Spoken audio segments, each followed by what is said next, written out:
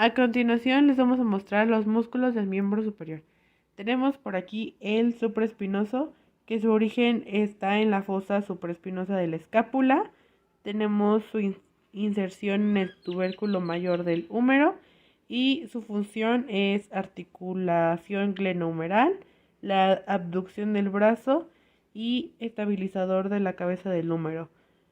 Por acá tenemos el infraespinoso, que tiene origen en la fosa infraespinosa de la escápula, tiene inserción en la tuberosidad mayor del húmero y su función es la rotación externa. Por aquí tenemos el bíceps braquial, que tiene dos orígenes. El primer origen es de cabeza corta, que se encuentra en la vértice de la apófisis coracoides de la escápula, y su segundo origen es de la cabeza larga, que se encuentra en el tubérculo superglenoideo de la escápula. Su inserción se encuentra en la tuberosidad del radio y aponeurosis del bíceps braquial, y su acción es flexionar la articulación del hombro, y la cabeza larga ayuda a la abducción cuando el húmero está rotado lateralmente. También ayuda a flexionar la articulación del codo y mueve el húmero y supina el antebrazo. Por aquí tenemos el tríceps braquial, que como su nombre lo dice, tiene tres orígenes. El primer origen es el de cabeza larga, que se encuentra en el tubérculo infraglenoideo de la escápula.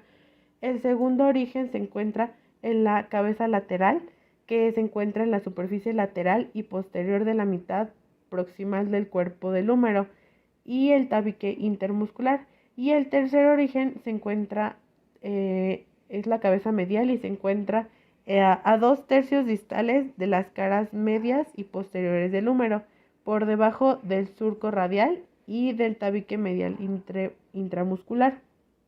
Su inserción es la cara posterior del olecramo cubital y la fascia antebraquial, y su acción es extender la articulación del codo, la cabeza larga, y también participa en la abducción y extensión de la articulación del hombro.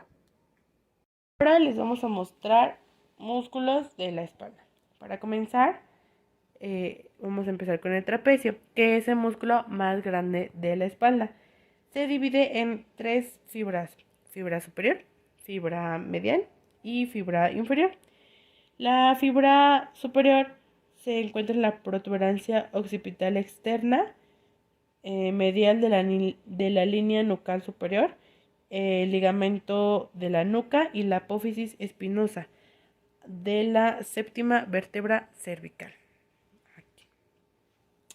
El origen de la fibra media es de la apófisis espinosa de la primera a la quinta vértebra dorsal.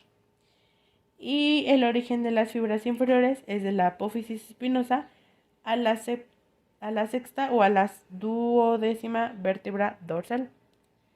También tiene tres inserciones. La inserción de fibra superior, que es el tercio lateral de la clavícula y el acromio escapular.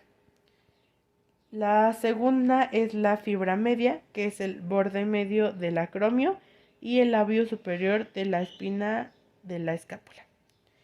Y la tercera inserción es de la fibra inferior, que es el tubérculo en el vértice de la espina de la escápula.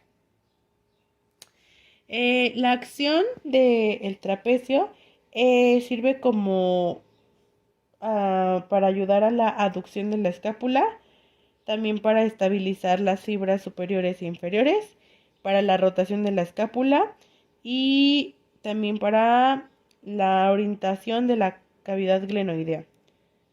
Después tenemos el romboides, que su origen mayor está en la apófisis espinosa de las vértebras dorsales, de la segunda a la quinta. La inserción mayor es mediante la fijación fibrosa del borde medial de la escápula entre la columna y el ángulo inferior. Y el origen menor está en el ligamento de la nuca, en la apófisis espinosa de la séptima cervical y la primera dorsal, y la inserción está en el borde medial de la raíz de la espina de la escápula. Su acción es la aducción, elevación de la escápula, rotación de forma de la cavidad glenoidea y se orienta caudalmente. Y para terminar también tenemos el elevador de la escápula, que su origen es la apófisis transversa de las primeras 4 vértebras cervicales y su inserción está al borde interno de la escápula entre el ángulo superior a la raíz de la espina. Su acción es elevar la escápula y participa en la rotación que forma la cavidad glenoidea y se orienta caudalmente. Les voy a explicar sobre el músculo coracobraquial. Su origen es en el vértice de la apófisis coracoides de la escápula. Su inserción en la superficie medial de la mitad del cuerpo del húmero, opuesta a la tuberosidad deltoidea. Su acción es flexión y abducción de la articulación del hombro. El siguiente es el deltoides. Tiene 3 orígenes. El origen de las fibras anteriores es el borde anterior sobre la superficie y tercio lateral de la clavícula. El origen de las fibras medias, que es el borde lateral y la cara superior del acromion.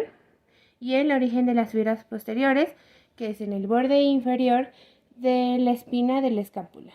Su inserción es en la tuberosidad deltoidea del húmero. Su acción, la abducción de la articulación del hombro, realiza sobre todo por las fibras medias, por la estabilización de la parte de las fibras anteriores y posteriores. Además, las fibras anteriores flexionan en la posición supina, rotan internamente la articulación del hombro. Las fibras posteriores extienden y en la posición prona rotan externamente la articulación del hombro. A continuación es el pectoral mayor. Su origen de las fibras superiores, que es la porción de la clavícula, cara anterior del tercio medio de la clavícula. Inserción de las fibras superiores, cresta del tubérculo mayor del húmero. Estas fibras son más anteriores y caudales que las inferiores. La acción de las fibras superiores es la flexión y rotación interna de la articulación del hombro y aducción horizontal del húmero hacia el hombro contralateral.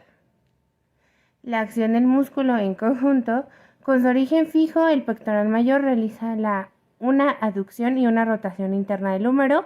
Con la inserción fija puede contribuir a la elevación del tórax, como sucede en la inspiración forzada. Cuando se camina con muletas durante el ejercicio sobre barras puede ayudar a soportar el peso del cuerpo. El pectoral mayor, su origen es en el borde superior, en las caras externas de los cartílagos costales, tercero, cuarto y quinto, proximales a los cartílagos y a las fascias sobre los correspondientes músculos intercostales. Su inserción es en el borde medial, cara superior de la apófisis coracoides de la escápula. Acá tenemos el extensor común de los dedos, que su origen empieza desde el epicóndilo lateral del húmero y la fascia antebraquial profunda. Su inserción está mediante los 4 tendones que cada uno inducen a la extensión de la membrana en el dorso del segundo al quinto dedo y dividen la falange proximal en una banda medial y 2 laterales. La banda medial se inserta en la base de la falange media y las laterales se vuelven a unir sobre la falange media y se insertan en la base de la falange distal. Su acción es extender las uniones metacarpofalángicas y junto con las lumbricales y los interóseos extienden las uniones interfalángicas del segundo al quinto dedo. Participan en la abducción del índice anular y del meñique y en la extensión y abducción de la muñeca. Luego también tenemos el flexor superficial de los dedos, que tiene 3 orígenes. El primer origen es de la cabeza humeral, que el tendón flexor común del epicóndilo medial del húmero, el ligamento cubital colateral de la articulación del codo y la fascia antebraquial profunda. El segundo origen es de la cabeza cubital, que es la parte medial de la apófisis coracoides. Y el tercer origen es de la cabeza radial, que es la línea oblicua del radio. Su inserción está mediante los 4 tendones en los lados de las falanges medias del segundo al quinto dedo. Su acción es flexionar las uniones interfalángicas proximales de los dedos del segundo al quinto y contribuyen en la flexión de las uniones metacarpofalángicas en la flexión de la muñeca. Y por último tenemos el flexor común profundo de los dedos, que su origen es la superficie anterior y medial de los 3/4 proximales del cúbito, la membrana interósea y la fascia braquial anterior. Su inserción está mediante los 4 tendones en las bases de las falanges distales y superficie anterior, y su acción es flexionar las uniones interfalángicas del índice medio, del anular y del meñique, y contribuyen a la flexión y a la unión interfalángicas y metacarpianas, y participan en la flexión de muñeca. Y se encuentran ubicados el palmar mayor, que su origen es en el tendón flexor común del epicóndilo interno del húmero y fascia antebraquial profunda. Su inserción es en la base del segundo metacarpiano y deslizamiento a la base del tercer hueso metacarpiano. Su acción es flexiona y abduce la muñeca y puede intervenir en la pronación del antebrazo y en la flexión del codo. El siguiente es el pronador redondo, que tiene 2 orígenes. Uno es en el origen de la cabeza humeral, justo por encima del epicóndilo medial del húmero, tendón flexor común y fascia antebraquial profunda.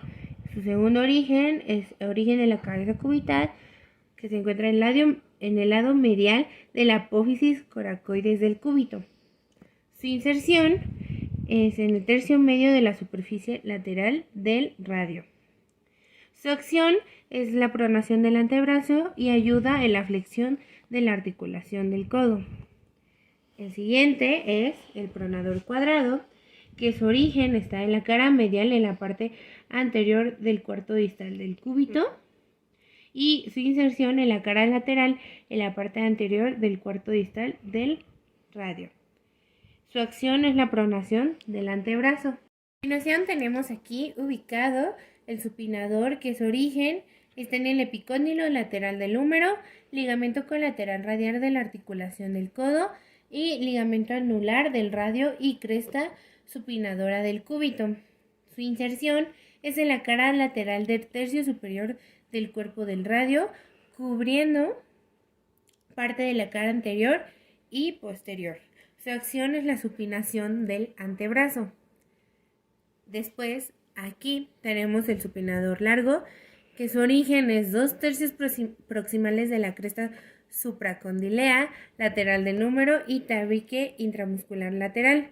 Su inserción es en la cara lateral de la base de la apófisis estiloides del radio.